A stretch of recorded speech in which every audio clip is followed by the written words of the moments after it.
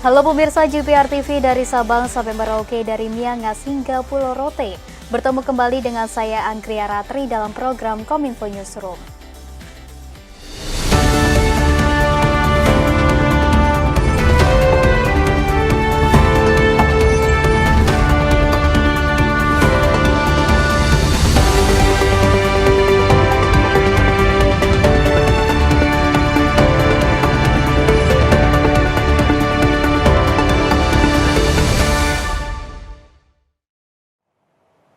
Pemirsa, kita ke informasi yang pertama. Menteri Perhubungan Budi Karya Sumadi menyatakan pergerakan masyarakat saat Lebaran 2024 akan mencapai 193,6 juta orang. Sementara itu, dalam menyusun strategi arus mudik Lebaran 2024, Korlantas Polri akan menerapkan sejumlah rekayasa lalu lintas mulai 5 April mendatang.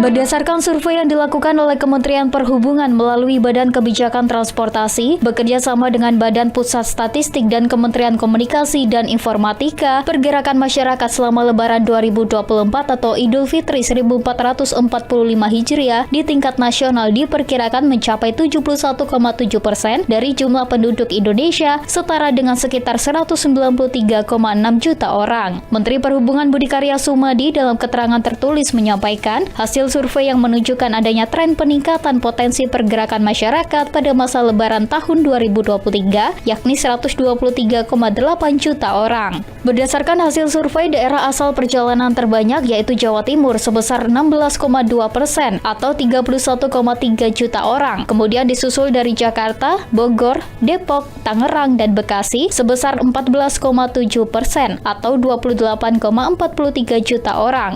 Dan Jawa Tengah sebesar 13,5% atau 26,11 juta orang. Sedangkan hasil survei menunjukkan bahwa Jawa Tengah menjadi daerah tujuan terbanyak untuk mudik Lebaran 2024, yaitu sebesar 31,8% atau 61,6 juta orang. Daerah yang juga banyak menjadi tujuan mudik Lebaran tahun ini adalah Jawa Timur 37,6 juta orang dan Jawa Barat 32,1 juta orang. Hasil survei tersebut juga menyimpulkan pemilihan penggunaan angkutan untuk mudik Lebaran 2024. Budi menuturkan bahwa kereta api menjadi moda transportasi yang paling diminati masyarakat untuk pulang pergi ke kampung halaman, yaitu sebanyak 20,3% atau 39,32 juta pengguna. Kemudian ada bus dengan 37,51 juta, mobil pribadi 35,42 juta, dan sepeda motor 31,12 juta pengguna. Menanggapi hasil survei tersebut, pemerintah telah menyiapkan sejumlah langkah antisipasi terjadinya lonjakan pemudik yang mengakibatkan kepadatan di simpul dan di ruas jalan melalui pola perjalanan, pola transportasi, dan pola lalu lintas, mulai dari operasional hingga kebijakan. Sementara itu, Kabak Korps Korlantas Polri Kombes Pol Edi Junaidi dalam keterangannya mengatakan, untuk menghadapi gelombang arus mudik masyarakat, pihaknya akan melakukan rekayasa lalu lintas one way. Rekayasa itu akan diberlakukan mulai dari tol Cipali kilometer 72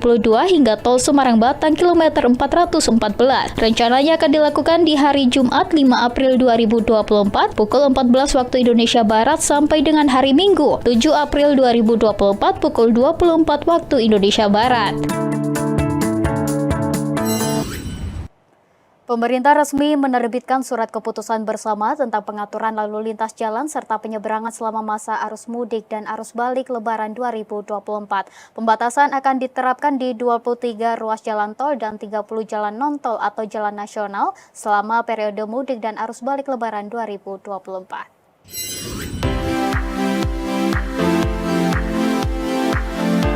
Pemerintah melalui Kementerian Perhubungan, Korlantas Polri, dan Kementerian PUPR menerbitkan surat keputusan bersama tentang pengaturan lalu lintas jalan serta penyeberangan selama masa arus mudik dan arus balik angkutan Lebaran 1445 Hijriah. Pembatasan kendaraan angkutan barang dilakukan pada mobil barang dengan sumbu 3 atau lebih, mobil barang dengan kereta tempelan, kereta gandengan, serta mobil barang yang mengangkut hasil galian, hasil tambang, dan bahan bangunan. Pembatasan akan diterapkan di 23 ruas jalan tol dan 30 jalan non-tol atau jalan nasional selama periode mudik dan arus balik Lebaran 2024 yang dimulai pada Jumat 5 April 2024 pukul 9 waktu setempat sampai dengan Selasa 16 April 2024 pukul 8 waktu setempat. Meski demikian, kendaraan tersebut harus dilengkapi dengan surat muatan dengan beberapa ketentuan, yakni diterbitkan oleh pemilik barang yang diangkut, surat manual yang berisi keterangan jenis barang, tujuan dan nama serta alamat pemilik barang. Terakhir, ditempelkan pada kaca depan sebelah kiri angkutan barang. Kita beralih ke informasi lainnya, pemirsa. Sejumlah arahan diberikan oleh Presiden Joko Widodo dalam rapat internal bersama Menteri PUPR dan Kepala Otorita IKN di Istana Kepresidenan Jakarta. Salah satunya terkait percepatan penyediaan lahan untuk investasi di Ibu Kota Nusantara.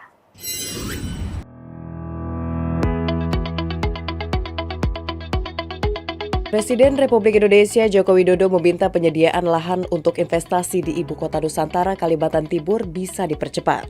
Presiden memerintahkan agar lahan bagi investor segera ditetapkan statusnya dengan sistem jual beli, namun harus sesuai aturan. Menteri Pekerjaan Umum dan Perumahan Rakyat Basuki Hadimulyono saat rapat internal bersama Presiden mengatakan, Presiden memberikan 2 arahan mengenai penyediaan lahan tersebut, di antaranya agar menunjuk pejabat otorita IKN untuk berkomunikasi dengan para investor, serta status lahan untuk investasi segera diperjelas.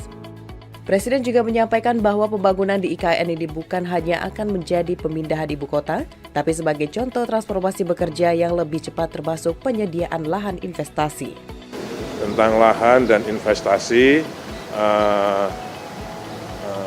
beliau menyampaikan bahwa agar segera diperjelas, dipercepat untuk status-status lahan, khususnya sebenarnya ada 2, lahan pembebasan lahan untuk pembangunan infrastruktur yang prasarana umumnya seperti yang dikerjakan oleh APBN, dan pembebasan lahan, penyediaan lahan untuk investasi. Tadi dibahas fokus di lahan investasi. Dalam kesempatan yang sama, Kepala Otorita IKN Bambang Susantono mengungkapkan nilai investasi di IKN mendekati 49,6 triliun rupiah dengan 32 institusi yang sedang melaksanakan groundbreaking pembangunan proyek. Nah, itu tadi yang kita juga lihat bahwa investasi ini perlu sesegera mungkin kita realisasikan di lapangan, ya, sehingga ekosistem tadi terbentuk. Jadi di samping istana, kemudian kantor-kantor menteri, infrastruktur yang dibangun oleh Kementerian PUPR dan sebagainya, tentu akan ada juga fasilitas-fasilitas untuk publik sehingga kota itu bisa nantinya menjadi kota yang memang layak huni dan dicintai. Pemirsa, Kementerian Pariwisata dan Ekonomi Kreatif menekankan 5 konsep pengembangan pariwisata di Ibu Kota Nusantara Kalimantan Timur. Salah satunya dengan memperkuat konsep green tourism dan berkelanjutan melalui wisata glamping dan cabin di kawasan Ibu Kota Nusantara. Kementerian Pariwisata dan Ekonomi Kreatif terus memperkuat strategi pengembangan parekraf berbasis green tourism dan berkelanjutan yang menawarkan wisata glamping dan kabin di kawasan Ibu Kota Nusantara, Kalimantan Timur. Menteri Pariwisata dan Ekonomi Kreatif Sandiaga Salahuddin Uno dalam konferensi persnya mengatakan bahwa upaya ini terus didukung melalui kerjasama 3P, Public-Private Partnership, dengan memberikan pelatihan, pemasaran, dan pemodalan kepada para pelaku parekraf di Ibu Kota Nusantara.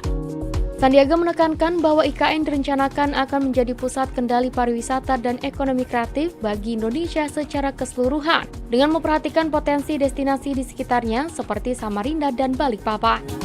Adapun destinasi wisata yang akan dikembangkan oleh Kemenparekraf nantinya terdiri dari Desa Wisata Mentawir Pengelolaan Hutan Mangrove, Desa Budaya Pampang, Kebun Raya Balikpapan, Pantai Tanah Merah, dan Bukit Bangkirai yang diharapkan dapat meningkatkan pertumbuhan ekonomi di wilayah Ibu Kota Nusantara, Kalimantan Timur. Fasilitas glamping, cabin, dan fasilitas-fasilitas yang berkaitan dengan ekoturism itu akan diperbanyak. Dan desa-desa wisatanya juga akan menjual tadi nature, culture, dan adventure. Adventure-nya ini penting karena bagian daripada daya tarik pariwisata itu adalah menjelajahi wilayah tropical forest yang Indonesia miliki di sekitar IKN. Pemirsa, pemerintah berencana memberikan cuti melahirkan untuk aparatur sipil negara pria. Aturan baru tersebut akan termuat dalam rancangan peraturan pemerintah manajemen ASN yang tengah dibahas dengan Komisi 2 DPR RI.